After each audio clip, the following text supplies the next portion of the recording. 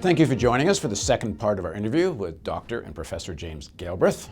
Dr. Galbraith is an economist and the author of the book, The Predator State. Thanks for joining us again, James.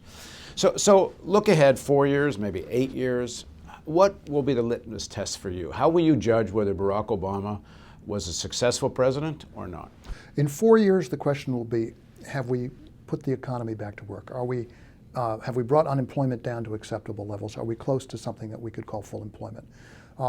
Over a longer period of time, over 8 years, the key question is going to be, are we rebuilding an economy which is sustainable from the standpoint of our energy balance and our environment?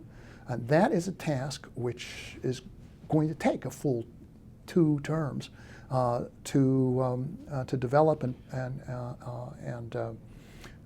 put in place. At the end of the last part of the interview, you were saying that it's not enough to solve the financial paralysis, and it's not clear the solutions for that are in place anyway. But there has to be a direct intervention in getting what people are calling the real economy going. So what is it that has to be done? And what is it you think he has to do, or he's not going to succeed as a president? Okay, I mean, first of all, the stimulus package should be enacted immediately. That'll be the first test. I think he'll pass that test. Secondly, we need a foreclosure relief on a comprehensive basis and a mechanism to keep people in their homes as much as possible. Thirdly, we should replace the incomes that are being lost by the elderly population on average by raising Social Security benefits.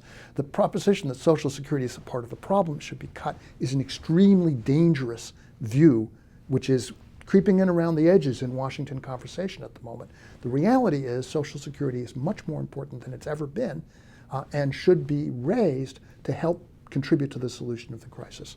Universal health care is going to be part of the solution of this crisis.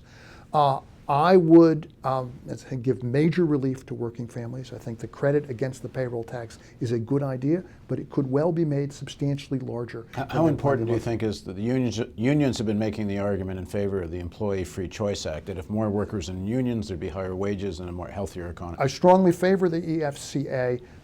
Cutting wages, as was proposed as part of the auto deal, is not a way out of an economic crisis. You've got to work with the wage structure you have and try to make your industries competitive within that framework, which means you've got to basically give people some income with which they can buy the products of those industries, and you've got to invest in the research and development activities that can move the industries along. And what do you make of the argument that all of this is going to wind up being mostly printed money? Like if you're going to raise Social Security, if you're going to do universal health care, and you're going to inject all this currency, at some point, some people are suggesting the world capital markets are going to say, well, what is the American dollar really worth? And is the T-bill really trustworthy?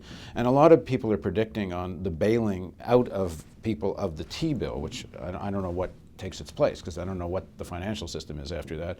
But they're talking essentially about the collapse of the U.S. dollar. Is this actually, do you think this is a realistic possibility? I don't think it's very likely. First of all, what we're seeing is a collapse in credit money. That gap has to be filled, and the only way you can really fill it is with government money. So it's not as though the total amount of money is expanding. In fact, it's contracting very rapidly because of the credit collapse. It's the question of whether the government can move quickly enough to keep the underlying functions of the economy moving. That's the task.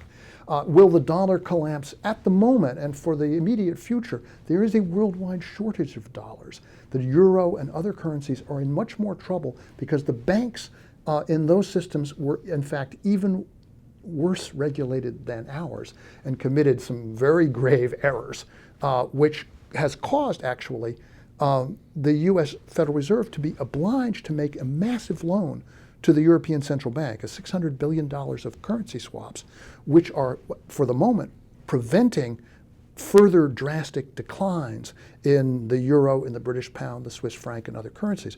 So for the moment, the dollar is in a strong position. In fact, too strong, because the rise in the dollar is going to affect our export industries. So I think the idea that somehow people are going to lose confidence in the dollar as a result of an expansion package is completely misguided. A successful expansion package is going to be fighting against the headwind of a rush to the dollar, which unfortunately is adding an extra degree of difficulty. Now, just to mention again something we touched on before, but just to dig in it a little bit more, President Obama has met with conservative columnists and others, and he's been talking about rolling back entitlement programs in 2 years as a way to deal with this upfront expansion of government expenditure on stimulus, and the way to bring it back again and to sort of balance the books is to go after entitlement programs. And apparently the conservatives are smiling about this. How will you judge him if that in fact is where he's planning to go? Well, cutting Social Security and Medicare would be a mistake. A proposal to do that should meet powerful resistance, both in the Congress and from the American people. It would be an economic mistake. Would compound the crisis rather than alleviate it. Obama did say to the Post editorial board that he basically dismissed the Social Security issue and said Medicare cannot be dealt with in abstraction from healthcare as a whole. And those were both correct statements. So for the moment, I will wait and see what the actual sum and substance of this. But are you concerned even about the tone of the conversation? Yeah, I'm concerned. concerned. I'm concerned about it. I understand the political pressures. It's not just conservative Republicans, it's also conservative Democrats who have been talking this line for a long time. I mean, there's a point here where President Obama is going to have to take a stand which side of the barricades he's on, because there's going to be a struggle over this. You can't please everybody. All the political and economic interests in America are not all going to be happy in 4 years. Sure. And he's going to decide who he's disappointing and who he's pleasing. I think that's true, but I do think reality is going to push him in the right direction. I hope so, anyway.